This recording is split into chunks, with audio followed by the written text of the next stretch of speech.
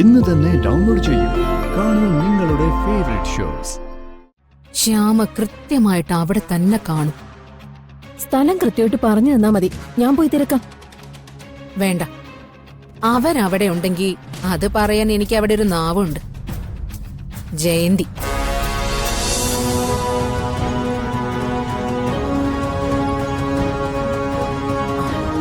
മോനെ, മുത്തശ്ശി, എനിക്ക് തോന്നുന്നത് ആറ്റുവാശ്ശേരിക്കാരുടെ സമ്മതത്തോടെ പിതാമേടം മനഃപൂർവ്വം രാധി കുളിപ്പിച്ചാണെന്നാ.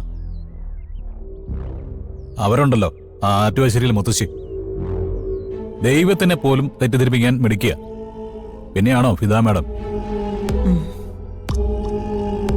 പറഞ്ഞു കേട്ട നിലയ്ക്ക് പിതാമേടം നേരെ ചൊവ്വ ചിന്തിക്കുന്ന ഒരാളാണ്. പ്രിയങ്കയുടെയും മുത്തശ്ശിയുടെയും സ്വഭാവം രാധിക പറഞ്ഞു കൊടുത്ത് വ്യക്തമായിട്ട് അവർക്ക് അറിയുകയും ചെയ്യാം. ഇല്ലടാ, അവര് പറയുന്ന ഒന്നും ഫിദ മാഡം കേക്കില്ല. അയാളെ ഞാൻ എങ്ങനെയെങ്കിലും കണ്ടെത്തും മുത്തശ്ശി. സത്യം ബോധ്യമാവാത്തവർക്ക് അത് ബോധ്യപ്പെടുത്തി കൊടുക്കുകയും ചെയ്യും. അത് നീ ചെയ്തു. പക്ഷേ പത്മിനിയുടെയും ഉർവശിയുടെയും മുന്നിൽ വെച്ച് കുറച്ചുകൂടി ക്ഷമ കാണിക്കണം. പ്രശ്നങ്ങൾ ഉണ്ടാവാതിരിക്കാൻ വേണ്ടിയാ ഞാനീ പറയുന്നത്. മുത്തശ്ശി, പ്രിയങ്ക മുന്നിൽ വന്ന് കണ്ടോ? അവൾ എന്നോട് അടുക്കാൻ ശ്രമിക്കുമ്പോ എനിക്ക് തോന്നുന്നത് എന്താണെന്നറിയോ? ഈ ഭൂമിയിലെ ഏറ്റവും വൃത്തികെട്ട പെണ്ണിനെ കാണുന്ന പോലെ. അതിന് കൂടുതലായി ചിലപ്പോ ഞാൻ എന്തെങ്കിലും കടുങ്കൈ ചെയ്തു പോകും. അവളെ അങ്ങ് കൊന്നു കളഞ്ഞാലെന്ന് പോലും ഞാൻ ആലോചിക്കും. ഒന്നും മിണ്ടാതിരിക്കടാ. പ്രിയങ്കയെ കൊന്നതുകൊണ്ട് ഇപ്പോഴത്തെ പ്രശ്നങ്ങൾക്ക് പരിഹാരം ആവോ? എടാ, ഇതിന്റെ സത്യം തിരിച്ചറിയേണ്ടതും പത്മിനിയും പരമേശ്വരനോ. അതിന് നീ കുറച്ച് ബുദ്ധിമുട്ടേണ്ടി വരും. അമ്മയോട് എനിക്ക് സ്നേഹക്കുറവൊന്നുമില്ല മുത്തശ്ശി. അമ്മ വീണതുകൊണ്ട് മാത്രമാ ഒന്നിച്ചിറങ്ങാൻ പോയ രാധികയെ എനിക്ക് പിരിയേണ്ടി വന്നത്. എന്റെ കടമ ഞാൻ കാണിച്ചു. അമ്മയുടെ കടമ അതോട്ട് അമ്മ കാണിക്കുന്നുമില്ല. അത്രയുള്ള വ്യത്യാസം. എല്ലാം നേരെയാവുന്ന പ്രതീക്ഷയില് ഞാൻ കാത്തിരിക്കാം മോനെ. എത്ര ദൂരത്തേക്ക് ആട്ടിപ്പായിച്ചാലും അവളുടെ മനസ്സിൽ നിന്ന് നിന്നെ ആട്ടിപ്പായിക്കാൻ ആർക്കും പറ്റില്ലടാ. അറിയാം മുത്തശ്ശി. പക്ഷെ എല്ലാരും കൂടി വീർപ്പ് മുട്ടിച്ച് അതിനെ ഇല്ലാതാക്കുന്നുള്ള പേടിയാ. ഭഗവാൻ കാവലുള്ളപ്പോഴോ ഇത്രയും വലിയ ഭക്തിയായ അവളെ ആരെങ്കിലും ഉപദ്രവിക്കാൻ ഭഗവാൻ സമ്മതിക്കോ? അലച്ചിലും ഓട്ടവും ഒക്കെ ഉണ്ടാവും. പക്ഷേ ഭഗവാന്റെ കൈത്തല അവളുടെ ശിരസിന്റെ നേരെ തന്നെയായിരിക്കും.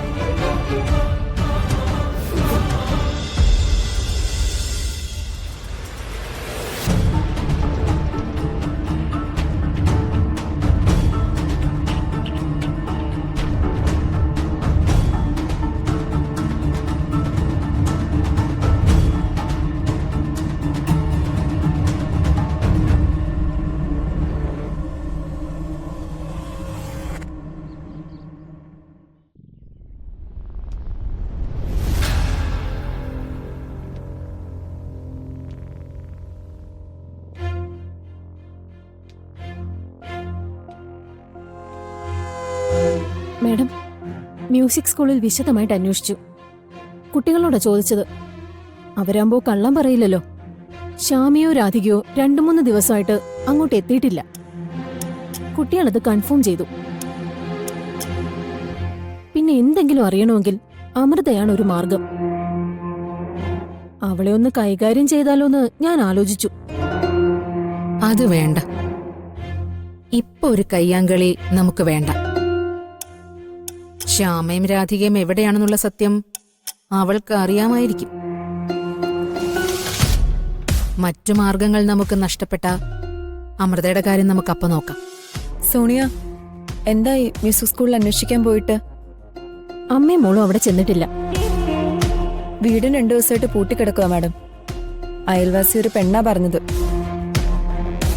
അപ്പൊ ബുദ്ധിപൂർവം ശ്യാമ രാധികയെ ഇങ്ങോട്ടോ മാറ്റി.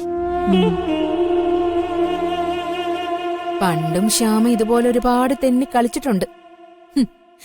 പാവം, അവള് കരുതുന്നത് ഓടി ഒളിച്ചാ സേഫ് ആണെന്നാ. പണ്ട് അങ്ങനെയായിരുന്നു ഭർത്താവും ഭാര്യയും വിചാരിച്ചിരുന്നത്. പക്ഷേ അന്നത്തെ നഷ്ടം അവൾക്ക് ഭർത്താവും കുഞ്ഞുമായിരുന്നു.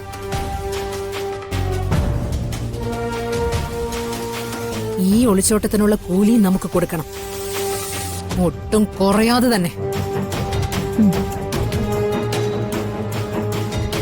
ഐശ്വര്യയുടെ ആഗ്രഹങ്ങൾ ഇല്ലാതാക്കിയിട്ട് അവൾക്കൊരു മകള് വേണ്ട.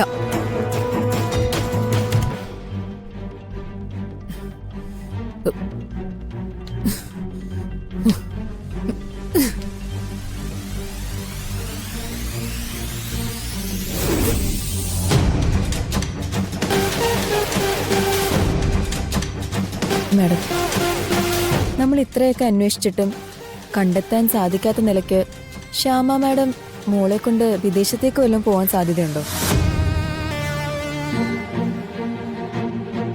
സാധാരണ ശ്യാമ മാഡത്തിന്റെ യാത്രകൾക്കൊക്കെ ടിക്കറ്റ് ബുക്ക് ചെയ്യുന്ന ഒരു ഏജൻസി ഉണ്ട്. അവരെ വിളിച്ചൊന്ന് ചോദിക്കട്ടെ. മാലിനി, ഇങ്ങനൊരു കാര്യം മനസ്സിൽ ഓർമ്മ വന്ന ആ കാര്യം ആദ്യം ചെയ്തിരിക്കണം. എന്നിട്ടാണ് അതെന്നോട് പറയേണ്ടത്. സോറി മാഡം, ഞാനിപ്പോ തന്നെ അവരെ വിളിക്കാം. ശ്യാമ മേഡത്തിന് വേറെ ഏതെങ്കിലും റിലേറ്റീവ്സ് ഉണ്ടോ? ഇല്ല.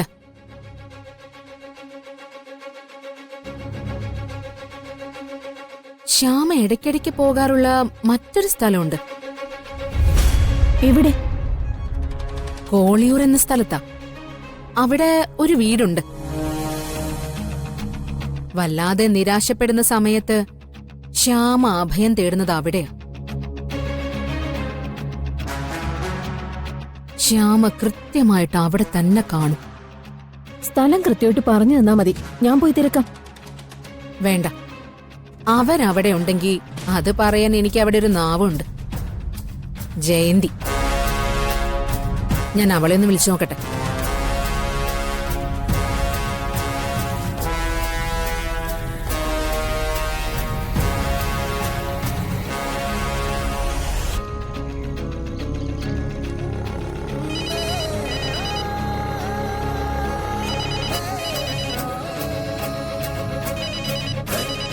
ഹലോ, എന്താ ജയന്തി, സുഖല്ലേ? അയ്യോ, ഐശ്വര്യ മേഡം അല്ലേ? സുഖാണ് മേഡം. അപ്പോ എന്റെ നമ്പർ കയ്യിലുണ്ട്. എന്നിട്ടെന്താ എന്നെ ഇടയ്ക്കൊന്ന് വിളിക്കാത്തെ? മേഡം, ഞങ്ങളൊക്കെ പാവത്തുങ്ങളല്ലേ, എന്തിനാ എപ്പോഴും മേഡത്തിനെ വിളിച്ചിങ്ങനെ ശല്യപ്പെടുത്തുന്നേന്ന് കരുതിയിട്ടാ. അത് സാരമില്ല. ജയന്തിക്കും ഭർത്താവിനും സുഖം തന്നെയല്ലേ? അതെ മേഡം. എന്തായാലും മേഡന്റെ നമ്പറിലേക്കൊന്ന് വിളിച്ചല്ലോ, അതന്നെ വലിയ കാര്യ. ശ്യാമ കോളിയൂർ വീട്ടിലുണ്ടോ? അത് എനിക്കറിയില്ലല്ലോ മേഡം.